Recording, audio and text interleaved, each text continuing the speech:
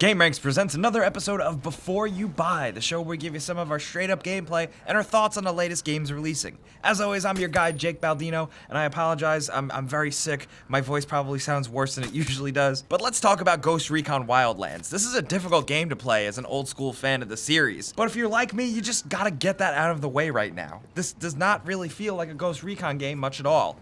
It's not really a reboot or a spiritual successor, it's just kind of its own new thing. That's not necessarily a bad thing, just something to get over. But was it worth really ditching the vibe of the classic Ghost Recon games, as well as Advanced Warfighter and Future Soldier games? I think that's really up for debate. Wildlands sets up like this. You create your own custom character with a pretty limited set of tools, and then you drop behind enemy lines in the country of Bolivia to systematically take down drug cartels. And the big bad guy who is actually pretty cool looking, El Sueno. How you tackle all this and the order in which you dismantle is completely up to you. This is where Wildlands is going to impress. The map is absolutely huge. I'd almost argue that it's too huge, but for some players, you know, the bigger the better. It's filled with things to do. There's missions to accomplish, there's intel to gather to get new locations and items, there's supplies to tag to aid in your progression.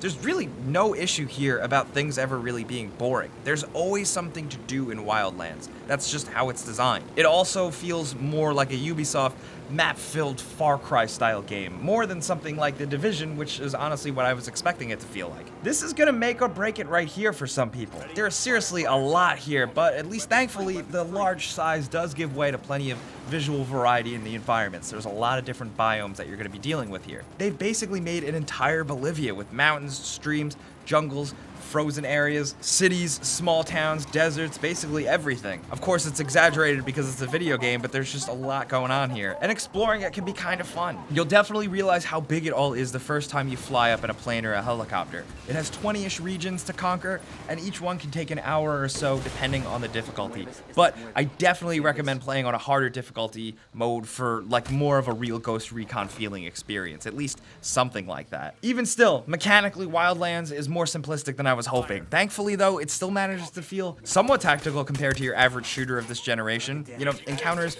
and bases usually favor a stealthy approach. You get it, it's all about creeping around, using binoculars and drones to tag your enemies, and then get in, accomplish the objective, and get out. Probably pop off some headshots in between. You can rapidly switch between two weapons and a sidearm, and it's really nice that you have a choice of on the fly removing your suppressor and changing your rate of fire modes. You even have some light squad commands here for your 3 other AI controlled partners following you. Like I said, it seems simpler than older school tactical assault stealth games. You know, it's no classic reticle based Ghost Recon or SOCOM US Navy SEALs, but it's fun and rewarding enough. Thankfully, aiming controls allow you to switch between over the shoulder and first person. This really makes the shooting controls pretty solid. You feel effective and smooth pulling off headshots or going in guns blazing. And while that is what it retains from Ghost Recon, is that the game favors a stealthy approach, going in guns blazing doesn't feel like you're doing it wrong at all because it controls so well. Some people might feel it to be a little clunky, but I otherwise enjoyed it. While there are progression systems here and there, which I'll get to, the big one is faction management and you're standing within. Working with rebels, for example,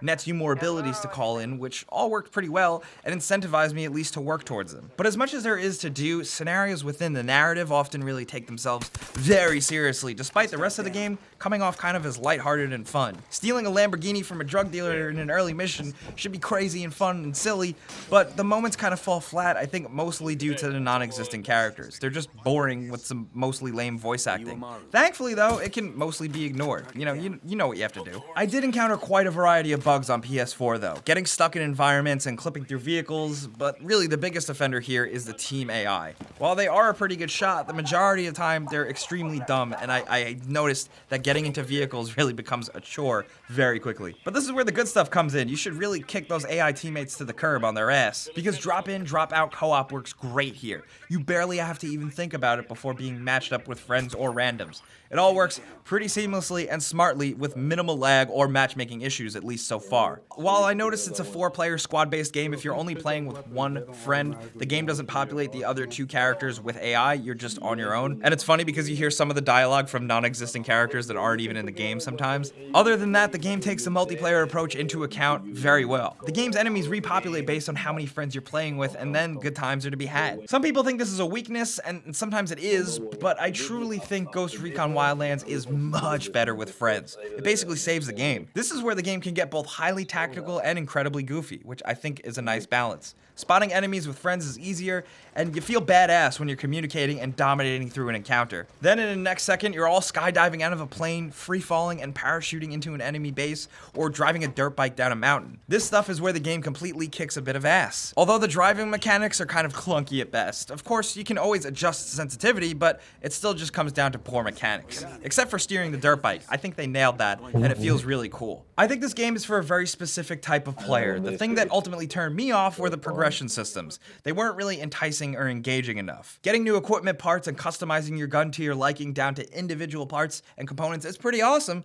but that's really where it stops. The other stuff, the light RPG upgrade elements for gadgets, stamina, and aim stability, don't really feel like enough to keep me going alone or really playing through a lot of this game. Because I think that's going to vary for some people, because if you do like a little bit of the sandbox elements of the world, and you do like exploring, you might find a reason to keep playing through. Because if you're looking for an open world filled with dudes to shoot, especially with your friends, Wildlands might be your thing. However, though, I think if you've played the beta, that gives you a pretty good assessment of what to expect here. You're either gonna love it or feel kinda underwhelmed. Because for me, it didn't quite sink its hooks in me as deep as I was hoping. It's not amazing, but there's still plenty to be had here. Because if you're just looking for pure content here, Ghost Recon Wildlands, you will probably get your bang for your buck for quite some time. But you know that's how a Before You Buy works. I give you some pros, some cons, and some personal opinion, and now I want to hear yours down in the comments. If you hopped into Ghost Recon day one, let me know your experience. If you've been a fan of the series for a long time, but you're looking from the outside in, I want to know what you're thinking as well. Also, if this is your first Ghost Recon game, let me know what you think. Or if you just straight up hate this game, I'm pretty sure you're going to be commenting too. But as always, guys, thank you so much for coming around and checking this out. Clicking the like button helps us out a ton, and if for some reason you are new, clicking subscribe is a good idea because we put out videos every single day.